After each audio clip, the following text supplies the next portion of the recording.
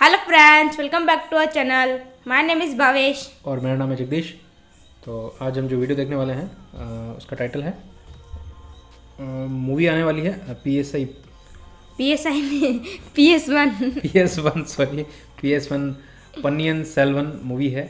और ये बोला जा रहा है कि काफ़ी मेगा बजट मूवी है मेगा और बजट मूवी है। हिस्टोरिकल मूवी है और फर्स्ट टाइम जो चोला एम्पायर है उस पर ये मूवी बनी हुई है ना। तो उसमें एक स्पीच है जो शायद चियान विक्रम का शायद। हाँ चियान विक्रम की स्पीच है जो शायद आज एक दो दिन की कोई स्पीच है वो काफ़ी ट्रेंड कर रही है। तो देखते हैं उन्होंने बोला क्या है एक्चुअल में। इंडियन हिस्ट्री को लेके शायद कुछ बोला है उन्होंने। तो देखते हैं, वीडियो शुरू करते हैं। Everybody has interest. There are people who like science, astronomy, geography, history. But I think the most important thing is history. As children, all of us have listened to stories of the past. Whether it's Chandamama, you have Chandamama in Hindi? Yes, yes. Whatever. Amar Chitrakam. All those are stories we hear. We've been told stories about the past, about kings, about our. We've had such an illustrious past. Just a small thing that I want to bring to your notice. We all talk about the pyramids and how could they have possibly built it? How did they do it so many years ago? But do you know that in India we have so many temples, but the highest, the one with the highest Gopuram is there in Tanjavur, which is where the Chola dynasty had happened, and his role, Rajaraja Cholan, had built it. That particular temple has the highest Gopuram in the whole world. The top stone alone, it's a single stone that weighs 80 tons. 80 tons, not 1 ton or 2 tons. And how did they do it? But do we know that? We all go to the pyramids, we go see the Leaning Tower of Pisa. Someone said something very nicely. He said, we are actually appreciating a building that doesn't stand. It's falling over and wow, let's take a picture, let's take a selfie, and we're getting excited. But we have temples today that stand and they didn't use plaster. Do you know that for this particular stone, they had to use a ramp which was 6 kilometers long, which was pulled by bulls, elephants, and people. 6 kilometers long to get it up there, without any machinery, without any cranes, without anything. And they didn't have plaster. It's withstood 6 earthquakes. You know what happens when an earthquake comes? Without plaster. What they have done is they have an outer wall, then inside that they have a corridor of 6 feet, which is an open, just a corridor, and then they have another structure inside which goes all the way to the top, which is why they can withstand earthquakes, which is why they stood so long. So these are all things that we need to know about. This particular king has built 5,000 dams in his time, and he's made a water management ministry in that time. He's had elections for the village leaders. He's asked them to name cities after women. Why should it only be men? Why can't it be named after a queen? And they've had hospitals, free hospitals, and and he actually brought loans. I mean, he used to give loans. He used to help people get dignity, not just throw money around. So this is something that's so illustrious. And this happened in the 9th century. I'm sorry I'm taking so much time. It happened in the 9th century when the rest of the world, you talk about superpowers today, the 9th century all this happened when we had the biggest maritime naval thing in the world. And it went all the way to Bali, all the way to Malaysia, and went till we sent emissaries to China. And you know what was the superpower doing then? America hadn't been discovered by Columbus till 500 years later. So think about our culture, think about how advanced we were. We need to be proud of this. It's nothing to do with North India, South India, West India, East. It is, we are Indians. And we need to feel proud about that. And England is so illustrious, but Englands were invaded by the Vikings, and the Europe was in the dark ages during the 9th century. They had nothing going on. So don't you think we should celebrate history? Absolutely, absolutely. Thank you very much. Thank you. Manisha I need water, please. Okay, तो ये थी speech और काफ़ी emotional हो गया था ना speech देते हुए। और होना भी चाहिए क्योंकि लोग बात नहीं करते हैं। इंडिया में डिफरेंट कल्चर है और काफ़ी इन्वेजन हुआ इंडिया पे, तो काफ़ी मिक्सअप हुआ कल्चर। और जो इन्वेंजन था, जो बाहर के लोग आए थे उन्होंने अपने कल्चर को ऊपर बताया और यहाँ के कल्चर को काउंट ही नहीं किया। काउंट ही नहीं किया। और ये हमारी टेक्स्ट बुक में भी हमें देखने को मिला कि हमने चोला एम्पायर के बारे में पढ़ते ही नहीं है। और इतनी सारी बातें उन्होंने बताई चोला एम्पायर के बारे में।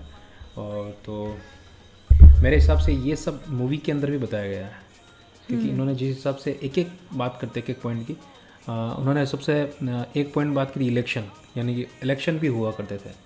तो ये शायद ये सारी चीज़ें मूवी में होगी, free hospitals, educations, naval system, जो उस समय यानी कि नेवल सिस्टम समझते हैं ना, जहाज, मतलब उस समय समुद्री जो ताकत थी उनकी, यानी कि मैंने तो बचपन में पढ़ा था कि भारत की खोज किसने की थी, कोलंबस ने।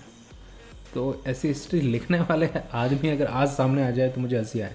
उस समय हम देखिए जब छोटा हो ये वहाँ ठीक है, यानी कि हमारी खोज किसी बाहर वाले ने की है। ऐसी चीज़ें पता नहीं ऐसी टेक्स्ट बुक में आई क्यों, आपकी क्या थॉट है इस बारे में आप बताइएगा। क्योंकि हम जब ऐसी चीज़ पढ़ते हैं कि इंडिया की खोज किसने की, देखिए आप खोज किसी चीज़ की करते हैं, अगर इंडिया की खोज उस समय की थी इसका मतलब यहाँ पे कोई था ही नहीं, कोई भी बंदा नहीं था ना। भारत की खोज किसने की थी? कोलंबस। नहीं, वास्को डी गामा। हाँ, मतलब कहते हैं ना अमेरिका की खोज किसने की, तो वहाँ की जो कल्चर था वो ये उन लोगों के लिए जो वहाँ से गए थे अमेरिका, उन्होंने बोला कि हमने उसकी खोज की है। और हम तो कहीं गए नहीं ना, हम तो यहीं के हैं और हम बोलते हैं कि हमारी खोज उसने की। हम तो ऐसे ही पड़े हुए थे और वास्को डी गामा आया और हमारी खोज कर लिया, है ना।